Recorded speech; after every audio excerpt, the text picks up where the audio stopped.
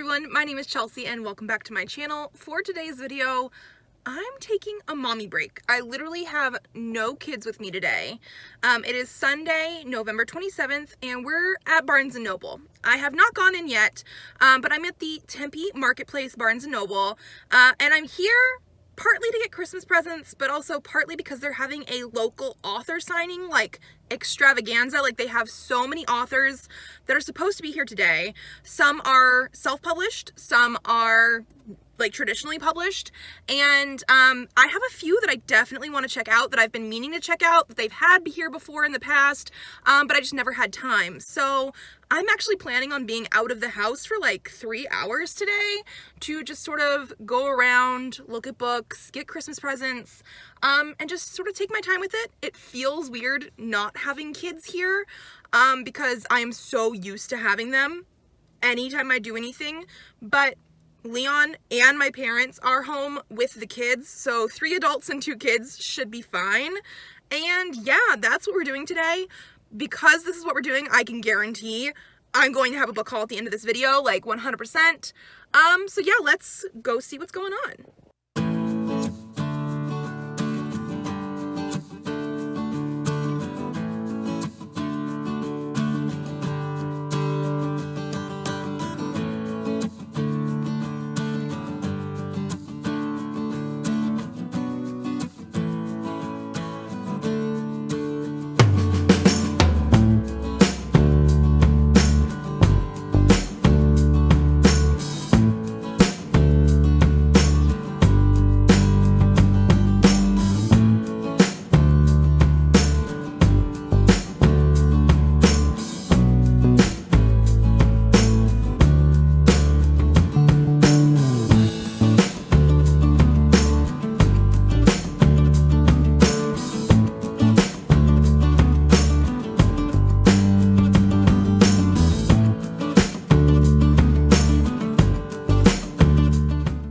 Trying not to buy everything in the store is really hard.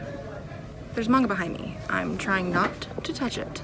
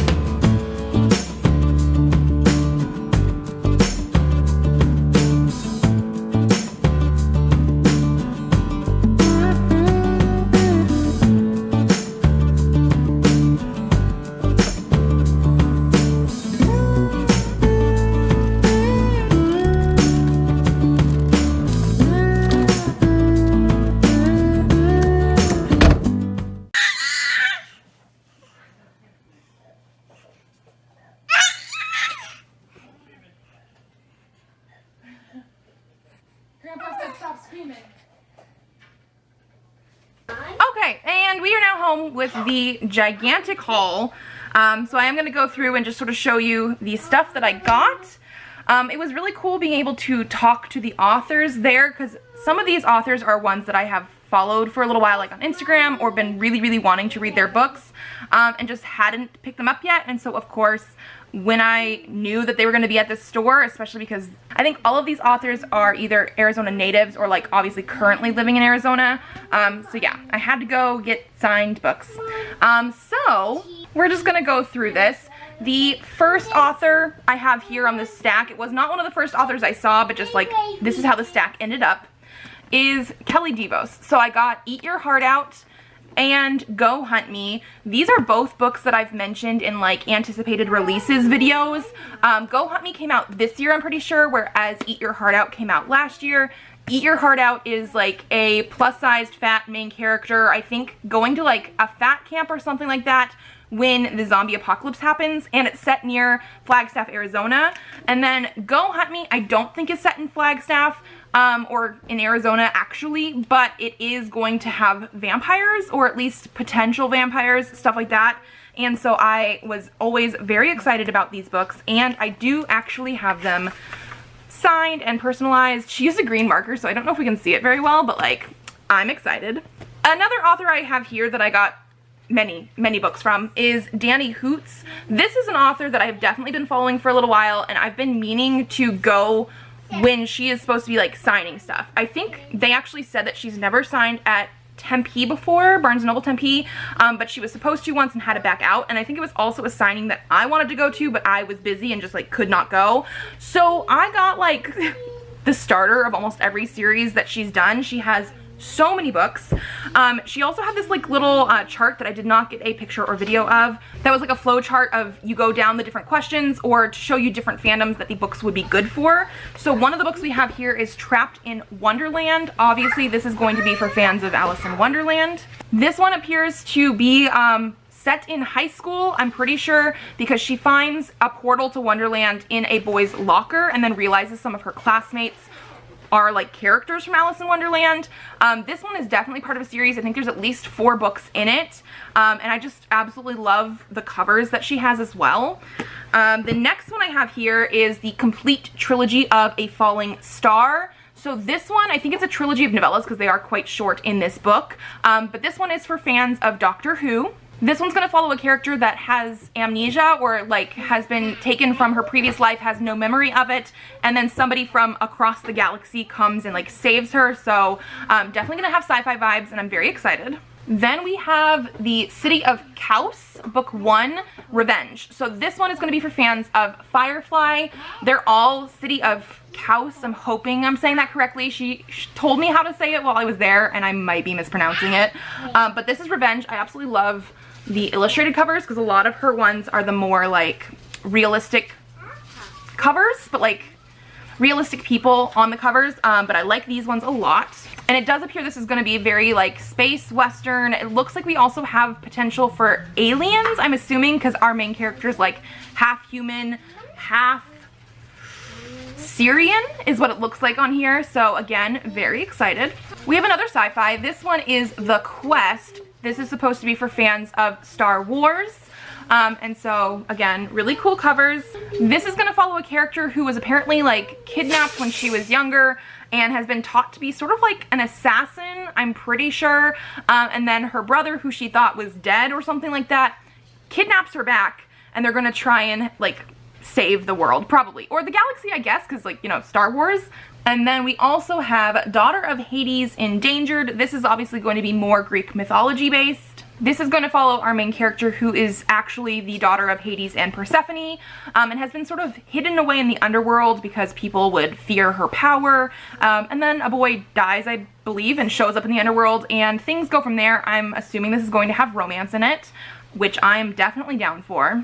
And then the last one we have here is by Danny Hoots' pen name, Lyra Thorson. Yes, Thorson. This is going to be another sci-fi, going to be a little bit more older though. She did say probably going to be closer to like the more adult age range versus potentially YA or new adults. And I don't actually know much about this one, but the cover pulled me in. All Rebecca wants in life is to sail through space in her ship. Is that too much to ask? The moment she lays eyes on her old military buddy Jonathan, Rebecca knew there was no running away from her duties. With her best friend, sometimes with benefits Nick, she desired to return home to the Nref Nation, one of the 4 governmental powers of the system, to serve on one last mission. However, the problem with returning is that they are all wanted for treason. It wasn't their fault, however, as they had been framed by their old admiral Sebastian Wilde. Fortunately, succeeding in this mission might give them a clean slate, as they are to find evidence of Wilde's involvement in the illegal human experimentation ring that goes against the Treaty of World Equality and Rights Tower. Rebecca and Nick agree to the mission, hoping to earn a more peaceful life. However, Rebecca hides a dark secret. She was once closer to Sebastian than any of them ever realized, and the evidence incriminating him might also implicate her. Now Rebecca has a choice: turn her back on her comrades and run for her life, or face her sins in order to prevent an all-out war. Then I also picked up The Angel Room by Lee Call. Everyone has demons, but 15-year-old Eleanor can actually talk to hers. Creep's always been there, her childhood bestie and the only one who knows her secret. Fishbone teeth and gravel voice, the monster under her bed. When Eleanor's family moves to a new neighborhood, Creep won't be left behind. Eleanor feels like she'll be stuck with him forever after all. Creep is her oldest friend. Then she meets Virgil, a reformed bad boy with a stable full of horses, and Mia, a queer goth girl in lipstick and army boots, and Eleanor begins to question everything: what love really looks like, her own identity, and who she would be without Creep. Can she find the courage to share her story and be rid of him forever? So this one is going to be LGBTQ. I believe they did say it's going to be sort of like questioning identity and things like that. Also, the author did the cover themselves as well, like, oh, look at that. And actually, sitting at the same table with them was the author Sonora Reyes. The Lesbiana's Guide to Catholic School was their book. They said this one is also going to be in the same sort of vein, LGBTQ definitely, and sort of questioning coming up in a Catholic religion and sort of figuring out identity that way. I've definitely heard about this one before. I think this one is traditionally published, and I just hadn't picked it up yet, so we will see about this one. Then I picked up Into the Heartless Wood by Joanna Ruth Meyer. I've seen actually quite a few books by this author at Barnes & Noble before. I think they come in sometimes to sign books, that kind of thing. But I wanted to try this one because this one is billed as a gender-swapped retelling of Beauty and the Beast meets The Little Mermaid. Those are definitely retellings that I gravitate towards in general, so I knew I had to pick this one up. And it's going to be set in a wood though with siren tree daughters, or tree siren daughters. So it is going to be quite a mashup, but I'm very curious about this one. The author also said that this is her husband's favorite of her books. Then I also picked up Key of Arcandus, book 1 by Lauren and Sefcik. This is going to be more of an epic fantasy sort of story. So this is going to follow the main character of Sarone, who has been accused of crimes she didn't commit and now has been banished and has to sort of prove that she didn't do it. The author did also say this has a library in it, so obviously I needed to pick this one up.